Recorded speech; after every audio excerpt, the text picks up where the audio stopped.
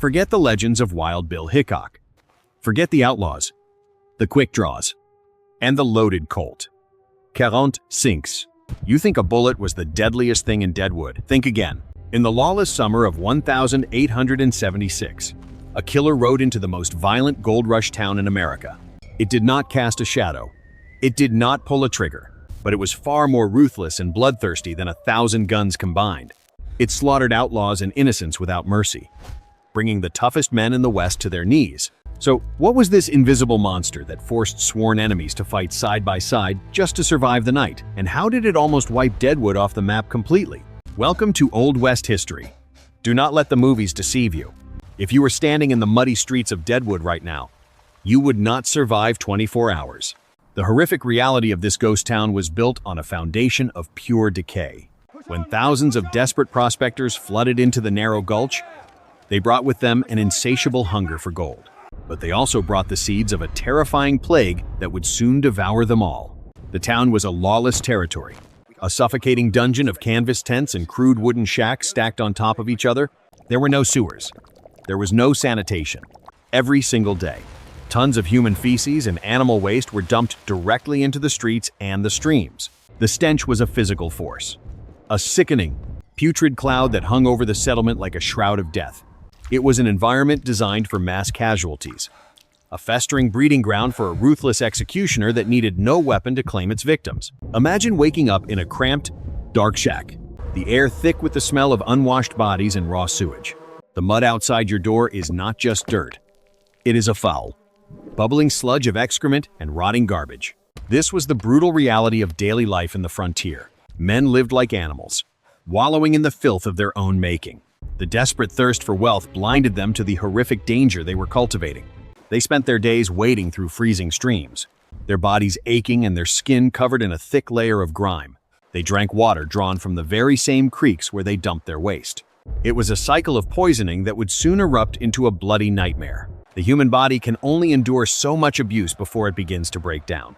And in Deadwood, that breakdown was going to be spectacularly violent. The horrific truth is that these men were digging their own graves, entirely oblivious to the silent, invisible predator that was already circling them in the dark. As the summer heat intensified, the town turned into an overflowing cauldron of bacteria.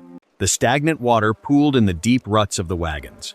Festering under the sun, swarms of flies descended upon the town, carrying the microscopic agents of death from the latrines to the saloons. The food was contaminated, the water was lethal, and the air itself felt heavy with impending doom. The first signs of the outbreak were subtle. Just a few miners complaining of stomach cramps and a sudden, bone-chilling fever. But within days, the situation escalated into a full-blown bloodbath of bodily fluids. The disease tore through the tightly packed population with terrifying speed. Men who were swinging pickaxes in the morning were screaming in agony by nightfall, their bodies racked by violent spasms. The plague did not care if you were a hardened bounty hunter or a naive greenhorn. It brought everyone down to the exact same level of agonizing desperation. The lawless territory suddenly found itself facing a judge and jury that could not be bribed, intimidated, or shot. The symptoms were deeply horrific and deeply humiliating. The victims suffered from uncontrollable purging, their bodies violently expelling everything inside them until there was nothing left but black blood and bile. Their skin turned a ghastly shade of blue, their eyes sank deep into their skulls, and their limbs grew icy cold to the touch. The sheer physical torture of the disease was unimaginable. They were literally dehydrating to death, their internal organs shutting down one by one as they lay in their own filth. The groans of the dying echoed through the canvas walls, a haunting symphony of suffering that struck terror into the hearts of the healthy. Panic spread faster than the disease itself.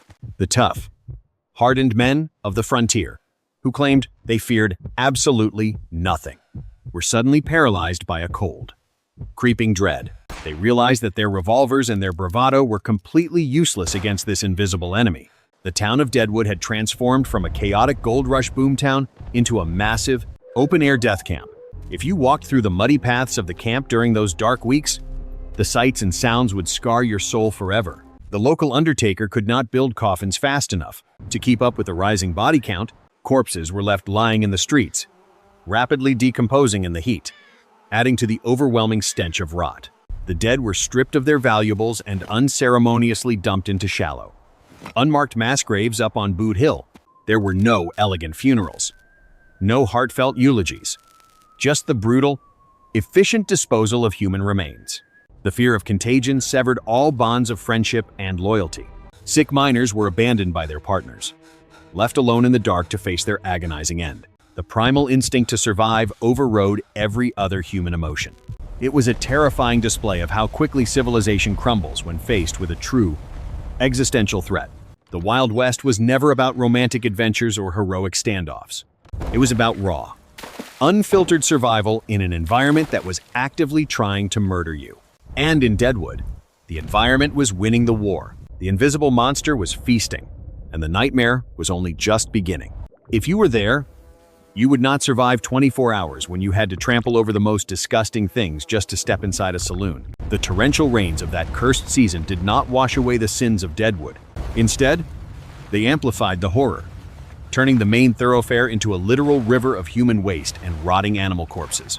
When a pack mule or a horse died from exhaustion in the middle of the street, no one bothered to move the heavy, decaying body. They simply let it rot in the mud, allowing the wagon wheels to crush the bones and mix the putrid flesh into the dark, bloody soil. This was the exact ground the miners walked on every single day. Their heavy boots were constantly coated in a thick, foul paste of excrement and decay. You could smell the horrific stench of the town miles before you actually saw it. The air was so dense and suffocating that it felt like breathing in poison. Inside the saloons, the situation was even more nightmarish. These crude establishments were nothing more than dark, smoky dungeons where desperate men huddled together to drink away their terror. The floors were covered in sawdust that was completely soaked in spit, vomit, spilled whiskey, and the ever-present black mud dragged in from the outside.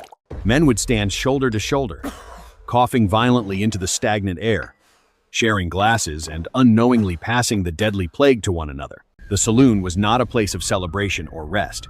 It was a filthy incubator for the grim executioner that was stalking the lawless territory. The alcohol they consumed was often adulterated with raw industrial spirits, burning their throats and further weakening their already exhausted immune systems. They were blindly marching toward their own brutal demise, guided only by the false, shining promise of the gold rush. The horrific truth is that the deadliest shootouts in Deadwood claimed only a fraction of the lives that this invisible, silent butcher took in a single week. The sudden arrival of smallpox brought a completely new level of sheer, unadulterated terror to the camp. This was not a quick death from a stray bullet or a knife in an alleyway. This was a slow, agonizing process of bodily decomposition while the victim was still breathing. It started with a high, raging fever that made the victims hallucinate in the darkness of their suffocating tents. Then came the horrific rash. Tiny, red spots erupted across their faces and bodies, quickly turning into agonizing, fluid-filled blisters that literally tore the skin apart. The pain was absolute torture. Grown men, hardened outlaws who had survived gunfights and brutal winters, were reduced to weeping, screaming wrecks as the disease devoured their flesh. They scratched at their own skin until they bled, their fingernails caked with dark blood and pus. The foul odor of rotting flesh filled the narrow valley, mingling with the already overwhelming stench of the open sewers. The victims became unrecognizable monsters, their faces swollen and distorted by the horrific pustules. Panic swept through the ghost town like a wildfire. No one knew who would be struck down next. The invisible monster was merciless, striking down the innocent and the guilty with equal cruelty. The medical facilities, if you could even call them that, were a complete joke. The few exhausted doctors in the camp were entirely defenseless against the sheer scale of the outbreak. Their crude instruments and basic medicines were utterly useless. They operated out of filthy, blood-stained tents, moving from one screaming patient to the next. Surrounded by the horrific sounds of death, the makeshift hospitals quickly turned into dark, overcrowded dungeons where the sick were simply left to rot together. There was no hope of a cure, only the terrifying wait for the inevitable end. The healthy miners looked at the infected with deep, chilling paranoia. Any cough, any sign of weakness could condemn a man to total isolation. If you showed the symptoms, your friends would turn their backs on you in a heartbeat. You would be violently cast out, left to face the brutal executioner completely alone. This was frontier justice at its absolute darkest. There was no trial, no mercy, just the cold, ruthless instinct to survive at any cost. The lawless territory stripped away the thin veneer of civilization, revealing the primal, selfish beasts hiding within every man. They would sooner shoot a sick man in the street than risk letting the plague spread to their own tents. Deadwood had become a living, breathing nightmare, a dark abyss where morality was completely extinguished by the blinding fear of the invisible killer. The chilling reality of the frontier was that empathy was a luxury no one could afford. To survive, you had to become cold, calculating, and entirely ruthless. When the smallpox ravaged the camp, the local authorities resorted to draconian measures. They established pest houses far up the freezing mountainside. These were not hospitals. They were dark, isolated death traps. Armed guards forced the infected men out of the camp at gunpoint, driving them up the steep, muddy trails like diseased cattle. The victims were thrown into these freezing wooden shacks and essentially locked inside. There was no fire, no warm food, and no comfort. They were simply banished to die out of sight and out of mind. The screams echoing down the mountain at night were a horrific reminder of the cruel fate that awaited anyone who caught the plague. The healthy men below tried to drown out the sounds with cheap whiskey and loud piano music. But the terror was inescapable. The executioner was always watching, always waiting in the dark shadows of the lawless territory. The gold rush had promised them unimaginable wealth, but instead, it delivered a brutal, bloody lesson in the fragility of human life. The true cost of a gold nugget was measured in the rotting corpses stacked like cordwood in the freezing rain. The secret that will haunt you is this: when the shadow of death finally touches your skin, do not expect a single soul in this frontier to offer you salvation. The pest houses perched high above the town were nothing more than a horrific waiting room for the graveyard. The men banished there were entirely forgotten by the world below. Their agonizing cries for a single drop of clean water were completely ignored. The healthy miners patrolling the perimeter with loaded rifles had strict orders to shoot anyone who tried to escape the quarantine zone. This was the dark reality of frontier justice. It was a cold, brutal system designed solely to protect the strong by mercilessly sacrificing the weak. The executioner did not need a rope or a guillotine. He only needed the freezing mountain wind and the suffocating grip of the plague. Inside those dark, wooden shacks, the victims lay on the bare dirt floor, their bodies decomposing while their minds remained trapped in a state of pure terror. They watched each other die in the most gruesome ways imaginable, knowing that they were next in line. The stench of rotting flesh and bodily fluids was so overpowering that even the armed guards stood hundreds of yards away, covering their faces with rags soaked in cheap whiskey. Down in the valley, the situation was descending to complete madness. The death toll was rising so fast that the town literally ran out of wood to build coffins. The local gravediggers were the only men making a guaranteed fortune in the gold rush.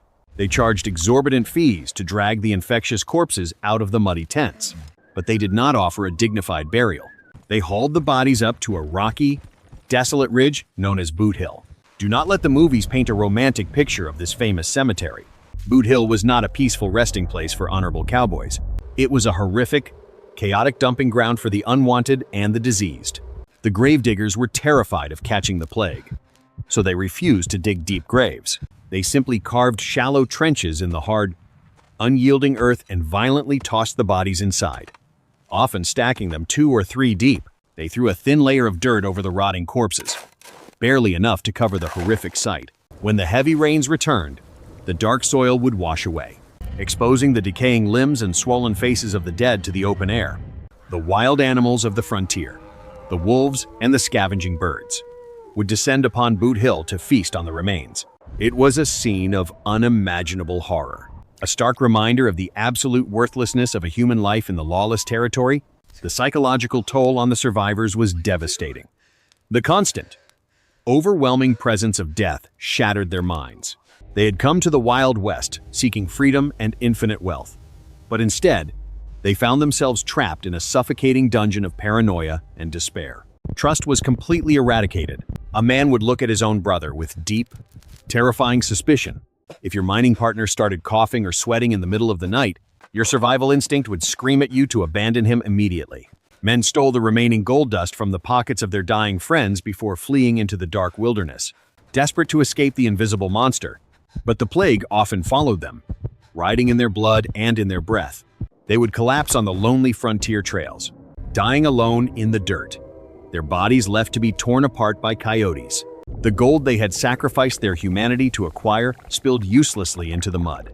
A cruel joke played by the merciless environment. The saloons, once loud and chaotic, fell into a grim, terrifying silence. The men who still gathered there did not celebrate. They drank in dark, gloomy corners, their eyes wide with fear, waiting for the sudden onset of fever that would mark their own doom. The piano music stopped. The lively gambling tables were empty, covered in a thick layer of dust and dried blood from previous brawls that now seemed entirely trivial. What was the point of a shootout over a rigged card game, when an invisible killer could wipe out the entire room in a matter of days? The legendary outlaws and the fearless bounty hunters, the men who supposedly ruled the Wild West with their six-shooters, were completely powerless.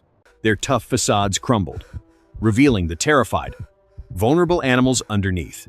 They learned the hard way that a bullet is a merciful end compared to the agonizing, prolonged torture of smallpox and cholera. The environment was actively trying to murder them, using their own filth and greed as the ultimate weapon. This total collapse of human decency is the exact truth that historical records try to gloss over. The history books want you to remember the bravery and the rugged individualism of the pioneers. They want to bury the memory of the freezing, muddy trenches where men died screaming, covered in their own waste. They want to hide the fact that Deadwood was, for a time, a literal hell on earth where the devil did not need to show his face, because the men were doing his dark work for him. The sheer brutality of this era is a chilling testament to what happens when society is stripped away and the primal, bloodthirsty instinct for survival takes over. The lawless territory was a crucible that burned away all morality, leaving only a dark, smoking ruin of the human soul. The nightmare was absolute, and the executioner was entirely relentless. The nameless graves scattered beneath the dirt of Deadwood are the eternal testament to the horrific price of endless greed. As the brutal summer slowly faded into a freezing, bitter winter, the invisible monster finally began to loosen its suffocating grip on the lawless territory.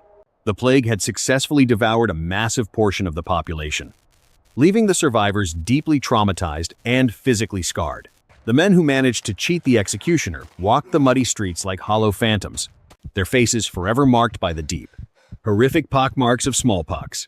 They had looked directly into the dark abyss of mortality, and the terrifying sights they witnessed had permanently extinguished any spark of innocence or humanity they once possessed. The gold rush had promised to elevate them, to turn poor laborers into wealthy kings. Instead, it had dragged them down into a foul, rotting dungeon, forcing them to behave like desperate, bloodthirsty animals just to secure another day of miserable existence. The chilling truth is that the environment of the Wild West was a relentless grinder that completely crushed the human spirit under the weight of disease and unimaginable suffering. When the shallow gold veins finally began to run dry in the following years, the frantic, chaotic energy of the frontier town rapidly evaporated. The thousands of desperate prospectors packed up their meager belongings and fled the cursed valley, leaving behind a hollow, rotting shell of a settlement. The true, lasting legacy of Deadwood was not the temporary wealth it generated for a lucky few, but the massive, bloody graveyard it left behind on the desolate slopes of Boot Hill. Thousands of nameless victims were permanently entombed in the dark, cold earth, their tragic stories completely erased from the glorious narrative that Hollywood would later invent. The movie industry actively buried this dark reality, replacing the horrific stench of human waste and the agonizing screams of the dying with clean, romanticized tales of noble cowboys and honorable gunfights. They deliberately sanitized the brutal history of the frontier, because the uncensored truth is simply too terrifying for the average viewer to stomach. But the ghosts of Deadwood still linger in the dark soil, silently screaming the truth about the absolute nightmare they endured. Do not let the movies fool you ever again. The Wild West was not a playground for heroes. It was a brutal, unforgiving hell on earth, where your greatest enemy was not a bullet, but the microscopic demons breeding in your own filth. The men who built these ghost towns did not conquer the wilderness. They merely survived it through a combination of ruthless selfishness and pure, blind luck. If you were suddenly transported back to that lawless territory, your modern immune system would be instantly overwhelmed. You would be violently torn apart by the disease, the rot, and the sheer terror of an environment that offered absolutely no mercy. The stark, horrific contrast between the cinematic myth and the historical reality is a chilling reminder. of how easily the truth can be manipulated and forgotten. If you survived this dark journey into the abyss, do not forget to subscribe to Old West History and leave a comment down below. Which horrific detail of the frontier reality shocked you the most? Were you ready to face the invisible executioner of Deadwood? Make sure you ring that notification bell, because you will not want to miss our next video. We are going to rip open the classified files on a chilling, unsolved mystery involving a frontier train robbery that ended in a brutal, bloody massacre, and the missing gold that is still cursed to this very day. Until then, keep your eyes open, and remember that history is always darker than the stories they tell you.